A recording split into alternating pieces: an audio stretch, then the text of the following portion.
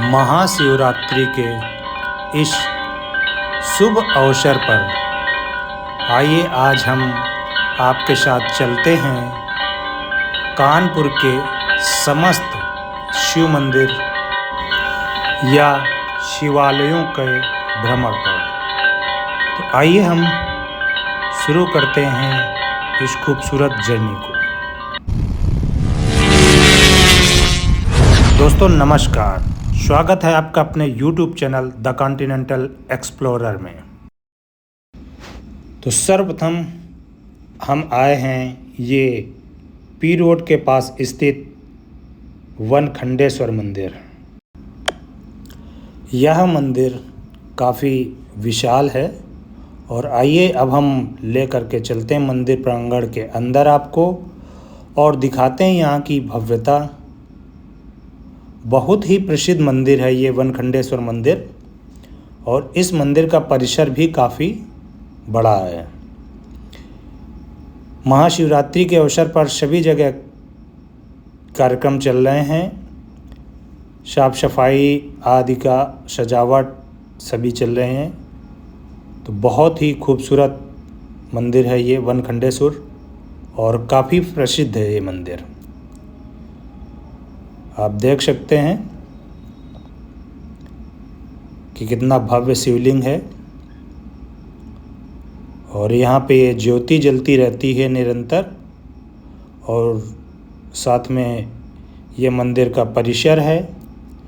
Just मंदिर के बगल में ही ये शनिदेव जी का भी मंदिर है छोटा सा, और भी समस्त देवी देवताओं स्थित हैं यहीं पर। तो बहुत खूबसूरत ये नंदी जी महाराज विराजमान हैं और आप देख सकते हैं शिवरात्रि के दिन यहाँ बहुत भीड़ रहेगी, बहुत काफ़ी संख्या में लोग यहाँ पर आते हैं। तो आइए इसी के बाद अब हम चलते हैं कानपुर के दूसरे मंदिर जो कि नागेश्वर मंदिर है। बहुत ही प्रसिद्ध ये है नयागंज। ये आप देख रहे हैं नयागंज तिराहा है और उसी के ठीक बगल में ये है नागेश्वर धाम या नागेश्वर मंदिर भी कहते हैं इसको। तो आइए चलते हैं, हम आपको ये भी दिखाते हैं नागेश्वर मंदिर और इसके बारे में जानकारी करते हैं क्या प्रसिद्ध है और कितना पुराना है ये नागेश्वर मंदिर। तो चलिए अब अंदर लेकर चलते हैं और दिखाते हैं आपको यहाँ की विशेषता और यहाँ का शिवलिंग। तो ये मंदिर का परिसर है और बहुत ही तंग गली में बना हुआ है ये मंदिर। है वैसे तो रोड के किनारे ही, और आप देख सकते हैं मंदिर। इस मंदिर की कुछ खास बात है जो हम आगे वीडियो में आपसे साझा करेंगे। और ये शनिदेव जी का भी मंदिर है यहीं पे। और ये देखिए राम दरबार बना हुआ है और इसी से संबंधित है यहाँ की ये विशेष बात कि ये सामने देखिए जस्ट ठीक सामने शिवलिंग स्थित है। वैसे तो प्रत्येक मंदिर की अपनी कुछ ना कुछ खास विशेषता होती है, लेकिन कहते हैं कि ये मंदिर जो नयागंज का ये नागेश्वर मंदिर है ये बहुत ही पुराना मंदिर है। और इसके बारे में और कहा जाता है कि यह मंदिर शिव पंचायत के लिए प्रसिद्ध है। यह मंदिर भगवान भोलेनाथ के श्रृंगार के लिए भी प्रसिद्ध है। आप देख सकते हैं कि कितना खूबसूरत श्रृंगार है, बहुत ही भव्य। दोस्तों ये जो इस मंदिर का ये जो अर्घा है, अर्घा जिसमें ये यहाँ का विशेष महत्व रखता है। अर्घा, ये अर्घा जिस पत्थर का है, कहा जाता है कि ये पत्थर जिस पर ये चांदी से मढ़ा हुआ है, ये विश्व में एक आध ही जगह है कि जो ऐसा अर्घा है। यहाँ के पुजारी जी के अनुसार ये जो भगवान भोलेनाथ की शिवलिंग है, इसके ठीक सामने ये आप देख सकते हैं कि ये राम दरबार है। तो बहुत ही खूबसूरत, और राम दरबार के ठीक सामने ये शिव जी का मंदिर, शिव जी स्थापित हैं। तो उनके अनुसार ये एक अलौकिक है।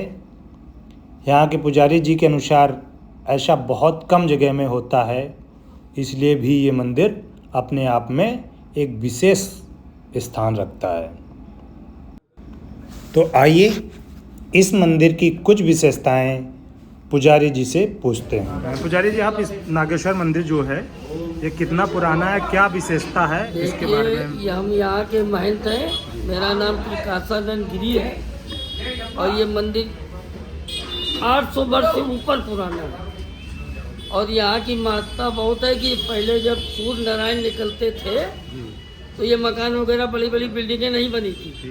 तो अब जो पहली सूर्य की किरण पड़ती थी तो बाबा पे चंद्रमा, पूरा क्लियर चंद्रमा बन जाता था। चंद आकार पूरा मस्तक पे चंद्रमा बन जाता था।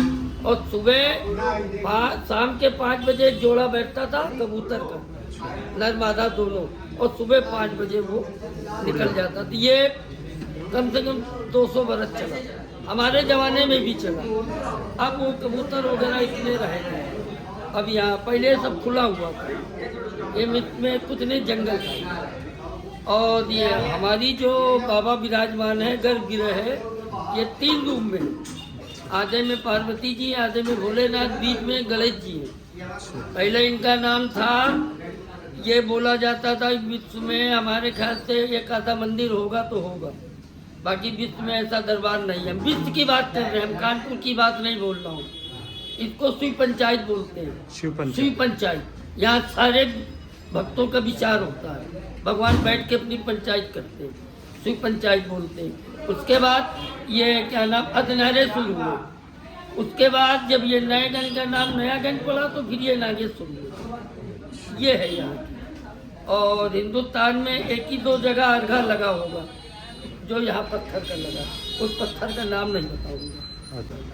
और यहाँ की मान्यता ये है कि 45 दिन दीपक और भैरव बाबा, भोले बाबा के दर्शन कोई नहीं कर पाया। अच्छा, लगातार 45 दिन। जिस दिन वो 45 दिन दीपक बार देगा और भैरवनाथ जी के और भोलेनाथ के दर्शन कर लेगा, और जो भी मांगेगा वो मिलेगा। तो ये है नागेश्वर मंदिर। और उसके बाद आइए फिर चलते हैं हम कानपुर के अगले शिव मंदिर, जो कि ये फूलबाग चौराहे के पास खेरेपति बाबा का मंदिर है। ये भी मंदिर काफ़ी प्रसिद्ध है और यहाँ पर भी काफ़ी संख्या में भीड़ लगती है। ये नानाराव पार्क के ठीक सामने स्थित है। नानाराव पार्क के ठीक सामने रोड के इस पार जो गली गई है राम नारायण बाज़ार के लिए, उसी गली के कॉर्नर पर ये मंदिर स्थित है। तो आइए अब आते हैं कानपुर के सुप्रसिद्ध मंदिर बाबा आनंदेश्वर धाम। ये सिविल लाइंस में स्थित है, परमठ जिसे कहते हैं, और गंगा जी के किनारे पर ये बहुत ही प्रसिद्ध मंदिर है। और आइए अब हम इस मंदिर के बारे में कुछ बताते हैं। कहा जाता है कि इस मंदिर के स्थान पर एक टीला हुआ करता था और वहाँ पर आसपास के जो गांव के लोग थे वो गाय चराने आते थे। तो एक गाय उस टीले के पास आकर के अपना सारा दूध गिरा देती थी। तो इससे चरवाहे जो थे वो परेशान होकर के उन्होंने जो अपने उस समय के राजा महाराजा थे उनसे शिकायत की कि एक गाय आती है और यहाँ पे अपना दूध गिरा देती है, हम लोग परेशान हैं। तो उस राजा ने यहाँ पर खुदाई करवाई थी, तो वहाँ पर ये शिवलिंग प्राप्त हुआ था और ये वही शिवलिंग है। और चूँकि उस गाय का नाम था आनंदी, जो गाय दूध गिरा देती थी, तो उसी आनंदी गाय के नाम पर ही इस मंदिर का नाम आनंदेश्वर पड़ा हुआ है। कानपुर में बहुत ही प्रसिद्ध है ये मंदिर बाबा आनंदेश्वर का। और भक्तों की यहाँ पर काफ़ी अधिक संख्या में भीड़ होती है। ये आप देख रहे हैं यहाँ का शिवलिंग, और बहुत ही भव्य है। और इस शिवरात्रि में बहुत ही अधिक संख्या में भीड़ होने वाली है। ये मंदिर गंगा जी के किनारे स्थित है, जिसे परमठ भी कहा जाता है, क्योंकि पहले कभी यहाँ पर इस पार से उस पार जाने के लिए परमिट की आवश्यकता होती थी। तो दोस्तों, अब हम आ चुके हैं कानपुर के एक और प्रसिद्ध धाम, जो है श्री जागेश्वर धाम। ये भी एक शिव मंदिर है, और ये विकास नगर नवाबगंज के पास स्थित ख्योरा जगह है, वहाँ पर ये स्थित है। ये भी मंदिर काफ़ी बड़ा है, और इस मंदिर का परिसर भी काफ़ी बड़ा है। तो आइए अब हम चलते हैं इस जागेश्वर धाम पर। इस मंदिर का इतिहास लगभग 300 वर्ष पुराना है, और इस मंदिर का इतिहास जागे नाम के मल्लाह से भी संबंधित है। और ये भी कहा जाता है कि यहाँ पर मल्लाह खुरपी से खुदाई कर रहे थे, तब ये काला शिवलिंग मिला था। और इस मंदिर के शिवलिंग में बिल्कुल ऊपर टॉप पर आप देखेंगे तो उस पर खोदने के जैसा निशान भी है, जैसे किसी चीज़ से खुदाई की जा रही हो तो उस पर निशान पड़ गए थे। और इस मंदिर का जो शिवलिंग है वो भी बहुत गहरा है, उसकी कोई था नहीं है, ऐसा कहा जाता है। और इस मंदिर की एक और मान्यता है कि इस मंदिर का जो शिवलिंग है वो दिन में तीनों पहर, सुबह, दोपहर, शाम को अलग अलग कलर का होता है। मतलब इस मंदिर का जो शिवलिंग है वो उसका रंग परिवर्तित होता रहता है, ऐसी इस मंदिर की मान्यता है।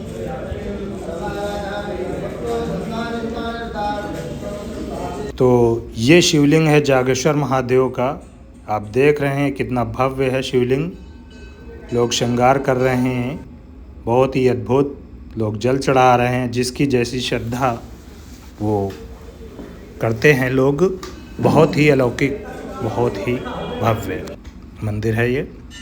और इस मंदिर के ठीक पीछे ही एक पीपल का पेड़ है, जिसके बारे में कहा जाता है कि पीपल की पेड़ की कटाई जब हो रही थी तो वहाँ पर एक नाग और नागिन आ जाते थे कटाई रोकने के लिए, और लोग डर के भाग जाते थे। कुल मिला के ये था कि वो नहीं चाहते होंगे कि इस पीपल की कटाई हो, तो उस पीपल को ऐसे ही छोड़ दिया गया है, और उसके अर्धवृत्ताकार में ही ये मंदिर का निर्माण कराया गया होगा। मैं अभी दिखाता हूँ आपको। बहुत ही विशालकाय पीपल का पेड़ है। मंदिर के परिसर में ही ये शिव पार्वती जी का वाटिका है, बहुत ही खूबसूरत, बहुत भव्य, अलौकिक। और इस मंदिर की विशेषता और कुछ जानकारी, इतिहास अभी हम जानेंगे यहाँ के प्रमुख पुजारी जी से। देखिए कितना अलौकिक सजावट भी हो रही है महाशिवरात्रि के शुभ अवसर पर। ये है इस मंदिर का पूरा प्रांगण। ये है वो पीपल का पेड़ जिसकी कटाई एक नाग नागिन ने रोका। आप देख सकते हैं कितना बड़ा पेड़ है, कितना अलौकिक है, और इसकी शाखाएं भी कितनी बड़ी बड़ी हैं। बहुत ही खूबसूरत, बहुत ही अद्भुत। तो आइए अब चलते हैं, जानकारी लेते हैं पुजारी जी से। आगे चल के ये यज्ञेश्वर से योगेश्वर नाम पड़ा, फिर योगेश्वर से जागेश्वर नाम आया। मुख्य कहानी है बाबा के यहाँ की ये है। एक बात ये भी आती है कि यहाँ पे एक जागे नाम का मल्लाह था, वो गायों को लेके यहाँ पे चराता था। एक गाय इसी जगह दूध छोड़ देती थी, एक सर्प आके वो दूध, अच्छा, सर्प आके पी जाता था। तब लोगों ने देखा कि हमारी गाय का दूध कहाँ जाता है। तब ये देखा गया तो खोदा गया, तो बाबा की आप मूर्ति देख रहे हैं, ऊपर खोदने के निशान, वो वही निशान है खोदने के। उसके बाद यहाँ पे प्रचार हुआ, धीरे धीरे लोग यहाँ पे आने लगे। अभी पिछले साल शिवरात्रि के पहले दूसरा अर्घा बदला गया था। अर्घा बदलने पे काफ़ी खोदा गया, कोई बाबा की था नहीं। अच्छा, कल दिन भर शिवरात्रि का पूजन होगा। आरती कितने बजे होती है? आरती कल सुबह 2:30 बजे होगी। कल सुबह भोर में 2:30 बजे, तो परसों सुबह 6 बजे के बाद। तो दोस्तों, अब मैं आ चुका हूँ एक और शिव मंदिर पर, जिसे कहते हैं पशुपतिनाथ मंदिर। ये मंदिर स्थित है विकास नगर से, जो इंदिरा नगर के लिए मकड़ी खेड़ा होते हुए रास्ता जाती है, तो वहीं पर ये मेन केसा कॉलोनी के जस्ट बगल में ही ये मंदिर स्थित है।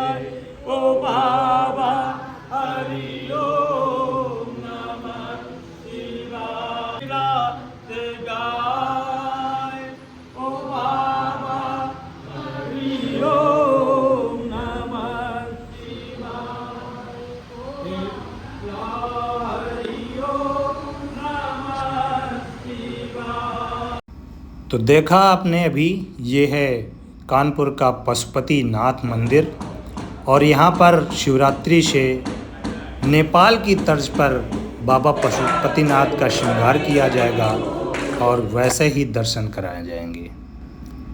तो ये हैं कानपुर का पशुपतिनाथ मंदिर, केशा कॉलोनी, चंद विहार एक्चुअली लगता है। तो आइए अब हम एक और महत्वपूर्ण मंदिर जो बहुत ही प्रसिद्ध है कानपुर का, वहाँ पर लेके चलते हैं, और उसकी कुछ दूरी लंबी है जो कानपुर से काफ़ी दूर है, जिसे हम शिवराजपुर कहते हैं। तो शिवराजपुर में स्थित है ये खेरेश्वर धाम, बहुत ही प्रसिद्ध मंदिर है।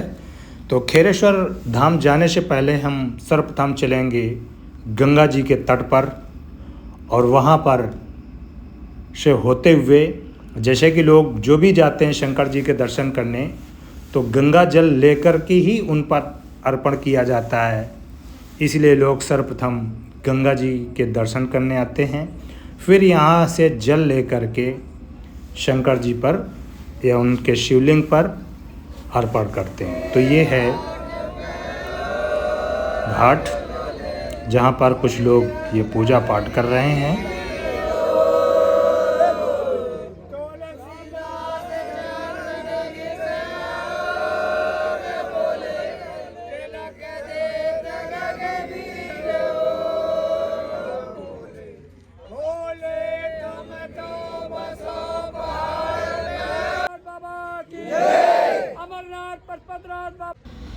इस घाट का ये प्रसिद्ध मंदिर है जो अद्भुत शैली में बना हुआ है।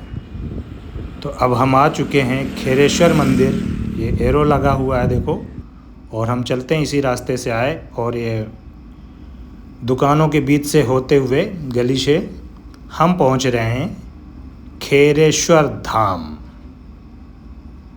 बहुत ही प्रसिद्ध ये धाम है, काफ़ी चर्चित है ये मंदिर। और आप देख रहे हैं ये गली में सारी दुकानें लगी हुई हैं बहुत सारी, कि शिवरात्रि के दिन बहुत ही भीड़ होती है यहाँ पर।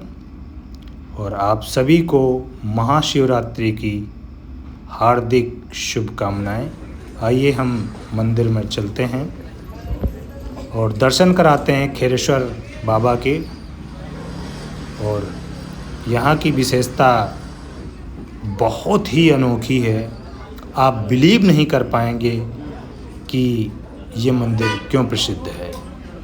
आइए चलते हैं अंदर और सर्वप्रथम हम दर्शन कराते हैं यहाँ के शिवलिंग की। उसके पश्चात हम आपको बताते हैं कि ये मंदिर क्यों इतना प्रसिद्ध है। दोस्तों, ये मंदिर का मुख्य स्थान एक्चुअली छतरपुर गांव का एक टीला हुआ करता था जिसे खेर कहते थे। उसी खेर से ही इस मंदिर का नाम पड़ा है खेरेश्वर। और इस मंदिर की विशेष बात ये है कि इस मंदिर में मुख्य गर्भगृह के द्वार खुलने से ही पहले यहाँ पर जल और पुष्प अर्पित मिलता है। तो मान्यता ऐसी है कि महाभारत काल से ही लगभग ये इस मंदिर का इतिहास 700 वर्ष पुराना माना जाता है कि जो अश्वत्थामा है वो यहाँ पर जल और पुष्प अर्पित करके चले जाते हैं ब्रह्म मुहूर्त में ही, जिन्हें आज तक कोई देख नहीं पाया। और इस मंदिर पे बहुत से न्यूज़ चैनलों ने अपने टीवी कैमरे सब कुछ लगाया कि कैसे ही हम कवर करें कि यहाँ पर जल और पुष्प कौन अर्पित कर जाता है, पर आज तक पता नहीं चला। और जैसे ही आप दरवाज़ा खोलते हैं तो यहाँ जल और पुष्प फूल अर्पित मिलते हैं। ये है वो अलौकिक शिवलिंग खेरेश्वर बाबा का, बहुत ही भव्य। और इस मंदिर प्रांगण में गर्भगृह के अंदर कहते हैं कबूतर का जोड़ा देखना बहुत ही शुभ माना जाता है। ये भव्य इस मंदिर का शिखर है, कितना अलौकिक है। और दोस्तों, मैं एक बात और बता दे रहा हूँ, यहाँ पे बंदर बहुत हैं और आपसे ज़बरदस्ती प्रसाद ले लेंगे। तो आप सभी को हैप्पी महाशिवरात्रि। आपने अभी तक मेरा चैनल सब्सक्राइब नहीं किया है तो प्लीज़ सब्सक्राइब कर लें, मेरे वीडियो को लाइक करें, अपने दोस्तों को शेयर करें। जय बाबा भोलेनाथ की। धन्यवाद।